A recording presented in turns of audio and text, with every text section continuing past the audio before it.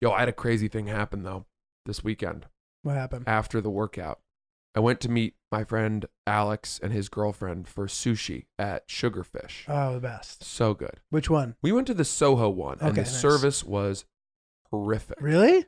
Yeah, they didn't even know we were there. Oh, man. Yeah. That's unusual. It's probably like how the pilgrims felt about the natives. 'Cause they're always blending in with the trees and stuff. But needless to say, the sushi was fantastic. But before I got there, I took the C train from 23rd Street and 8th Avenue down into Soho. And when I walked down into the subway platform, I saw a guy sitting on the yellow line, the caution line, dangling his feet into the tracks. Jesus. Yelling, "Don't come any closer. Don't come any closer. I'm going to do it. I've had enough." Threatening to kill himself. Did he seem like a normal guy or no? No, not really. He was wearing those fingerless gloves, but Ah. you could tell that the fingers had come off naturally. He didn't buy them that way. And that's a bad sign.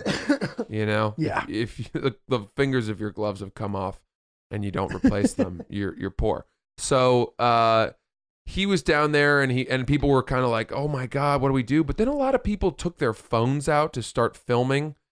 And at first I was like, shame on them. But then I was like, well, you know, I know a good Instagram opportunity when I see one. I'm going to save this guy's life. It'll get on the evening news.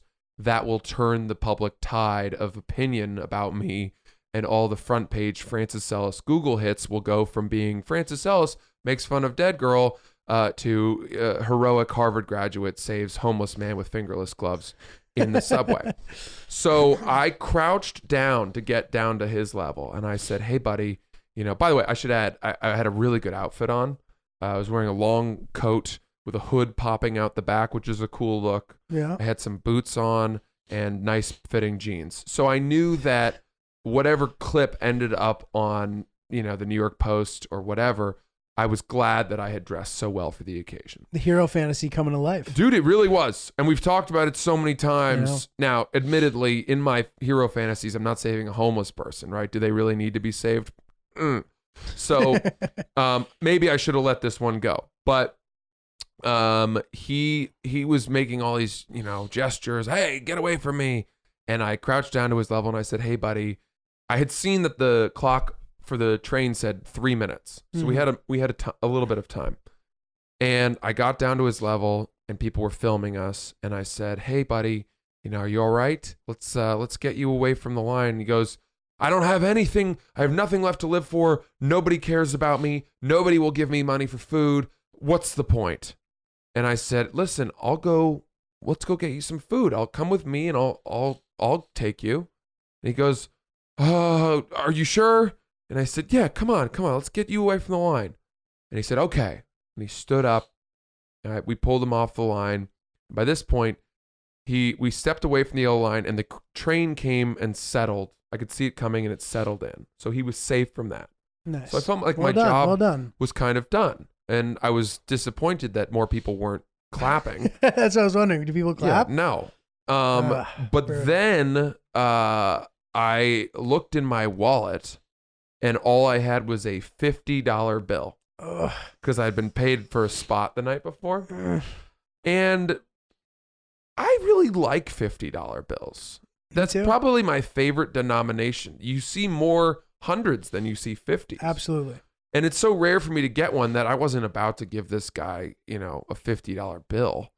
And I certainly wasn't going to take him up above subway level to actually get a sandwich because then I would have been late for my omakase at Sugarfish. So I just went, "Oh man, I'm sorry. I actually don't have any money for you." And he got so fucking mad at me, dude. He goes, "You motherfucker, you're just like the rest of them. You lied to me. You lied to my face." And I was like, "Dude, I saved your life." And he was like, "No, you didn't. I wasn't actually going to kill myself." And I was like, "Aha, I called your bluff." And then he was like, fuck you, you're going to hell. And I was like, I'm actually just getting on the train. And I got on the train, and he got on the train with me. No. And he continued screaming in my face. And everyone was like, why is this terribly dressed fingerless man yelling at this wonderfully dressed beautiful redhead? He was accusing me of all this shit. And I was like, how come nobody's helping me now? And it definitely did not play out like the hero fantasy that I had hoped it would. Fortunately, it was only 2 stops to Soho, so I got off as quickly as I could. But it was a harrowing experience, and I don't really know if I get credit for actually saving the guy's life. As they say, no good deed goes unpunished. Indeed, it does not. Jesus. But it also goes to show you should carry around smaller bills. Because I would have happily given this guy $3 or something. Dude, it's such a true thing, not just in this circumstance, but in any circumstance. If you're with people, if you're like a guest and randomly there's a coat check and you don't tip the person, like you're a piece of shit. You should always have $5 in singles on you. Yeah, five, even a 10 I would have given him. I don't know that I would have, to avoid the awkwardness, I probably would have given him a 20. But a 50 was just too much. Fair enough. And it also became clear to me through the whole situation that he was putting on a show, that this was a blatant, over-the-top theatrical panhandling maneuver. Right. I don't think it was the first time that he'd threatened to kill himself so that people would give him money. This guy's a pro. Yeah. So, I don't know. Damn, dude. Yeah. Well, you live to tell the tale. Yeah, I did. And I guess he did too. Good for him. Well, listen, everybody, enjoy your incredible meals. Happy Thanksgiving. Hug your loved ones. Don't tell your sister to shut up.